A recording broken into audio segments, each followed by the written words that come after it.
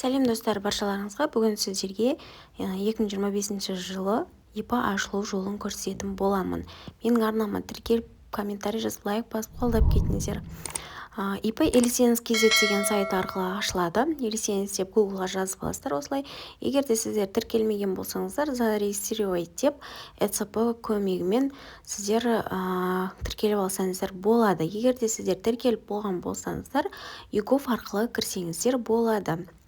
Енді біздер регистрациядан өту үшін алдымен электронный почтамыз керек болады. Осы жерге тіркелмеген электронный почталарыңыз жазасыздар және парольдарыңыз жазасыздар.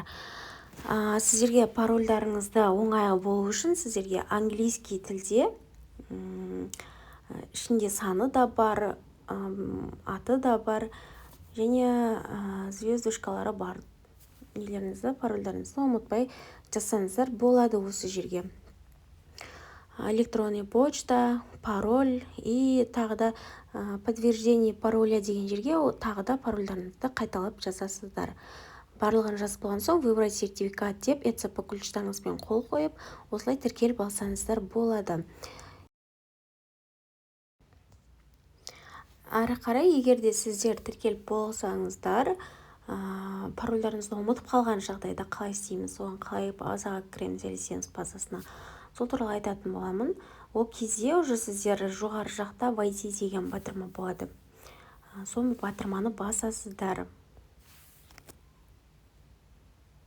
Міне войти батырмасын басасыздар. Бұл жерде міне одноразовый код арқылы жаңағыдай логин парольдарыңызды ұмытқан жағдайда войти в помощь YouGov KZ деп тұрады. Соған арқылы кіресіздер. Міне сіздер Елисенс порталына кіріп алдыңыздар, тіркеліп жазып болған соң. Егер сіздерде ИП болса, ИП деген жерге галочка қойсаңыздар болады. Ары қарай сіздерде ИП ашу обслуживание деген бөлімге барасыздар, төменге қарай. Бұл жерде сіздерде бірнеше сервис шығады. Осы жерде уведомление порядок 5 деп тұрады. Сол жердегі екінші тұрған уведомление о начале действий и индивидуальные предприятия деп тұрады. Соған басасыздар. Келесіде сіздерде осылай бет шығады. Бұл бірінші страницада.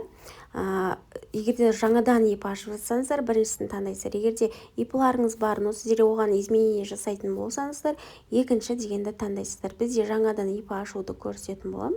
Ол үшін біріншісін таңдайсыздар. Заказать услугу онлайн дейсіздер.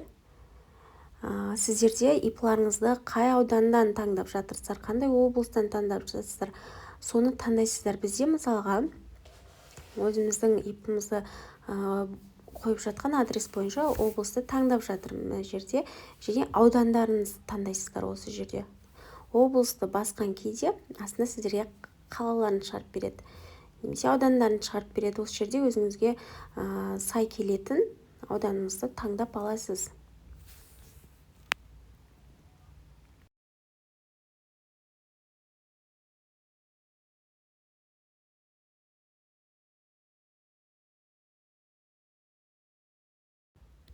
Ары қарай бұл жерде создать деген таңдайсыздар. Создать новое заявление дегенді. Ары қарай уже сіздерде бұл жерде данныйларыңызды толтыратын боласыздар. Бұл бүткіл данныйларыңыз шығып тұрады. Бірінші страницада төменге қарай түсеміз. Бұл жерде сіздер почтовый индекс дегенді толтырасыздар, адрес дегенде. Сіздер жаңаға аудан бойынша, қала бойынша, облыс бойынша жаздыңыздар, өздеріңіздің райондарыңыз таңдадыңыздар. Сол жерде мысалға өздеріңіздің қалаларыңыздың почтовый индексін осы жерге жазасыздар. Ары қарай номер телефона деген жерге өздеріңіздің телефон номерлеріңізді жазасыздар. Бұл жерде почтовый индекс и телефон номер тіркеу міндетті жазу бұл страницада. Ары қарай регистрация ИП возможно деген жерге отправить дейсіздер. Да деп шықса, сіздер ары қарай келесі страницаға кіре аласыздар. Сіздерде ИП ашылады деген сөз. Бұл жерде екінші страницада сіздер ИП-ның адресі бойын толтырасыздар. ИП-ңіздің ауданының почтовый индексін жазасыздар. Және бұл жерде облыс деген жерде өздеріңіздің ипларыңыздың облыстарын жазасыздар. Осылай астында тұрған галочканы бассаңыздар, міне сіздерге қалаларыңызды таңдадыңыздар, ол бағана облыс, қала барлығын таңдаған соң осы жерде ауылдарыңыз шығады, немесе райондарыңыз барлығы осы жерде шығады. Таңдап аласыздар адрестеріңізді. Енді нелеріңізді жазасыздар. Бұл жерде улицаңызды жазасыздар. ипларыңыздың көшесінің атын жазасыздар. Осылай әрі қарай номер дома деген жерге міндетті түрде толтырасыздар. Номер телефона деген жерге міндетті түрде ол да өздеріңіздің телефон номерлеріңізді жазасыздар.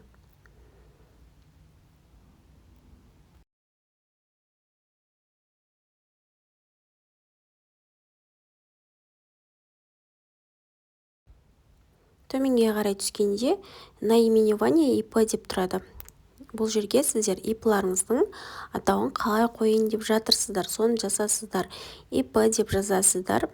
Алдына ИП деп үлкен әріппен әрі қарай өздеріңіздің қоясыздар аттарыңызды. Одан кейін режим таңдау бізде. Выбрать продажа режим налогообложения деп тұрады. Осы жерде өздеріңізге қажетті режим таңдап аласыздар. Упрощенный, розычный, о режимде барлығын таңдайсыздар. Бізде қазір упрощенный режимде ИП ашып жатқандықтан упрощенный таңдаймын. Әрі қарай далее деген батырманы басып келесі страницаға өтемін. Бізде бұл жердегі страница окет таңдаймыз. Окетті таңдап өздеріңіздің ипларыңыз қандай салада жұмыс жасап жатыр, сол бойынша ол жердегі океттеріңізді таңдап аласыздар.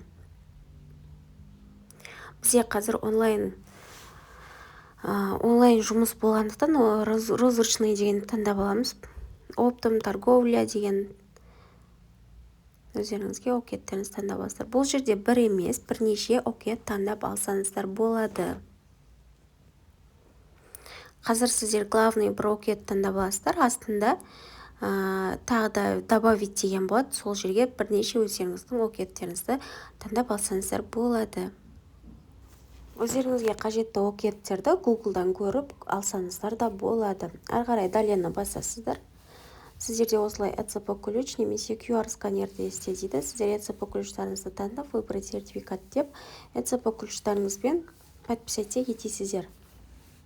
ИП ашылуға.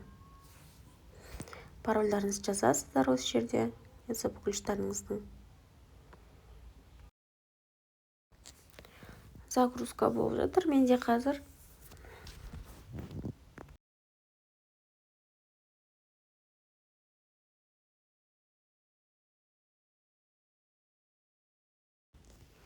міне сіздерде ИП-ларыңыз осылай ашсаңыздар болады. Енді сіздерде ашылған ИП қай жерден көреміз, соны таңдау үшін уведомление данные дегенге кіресіздер бірінші тұрған. Бұл жерде сіздерде қазір жіберген отчеттарыңыз шығып тұрады. Сол жердегі принято в год деп тұрады. Соны басасыздар, лупаны басасыздар. Дата шығып тұрады, қай кезде ашылған уақыты да шығып тұрады. Ал алдында ашылған ипларыңызды, изменение жасалған барлық ипларыңыз бойынша даналар осы жерде сіздерде шығып тұрады.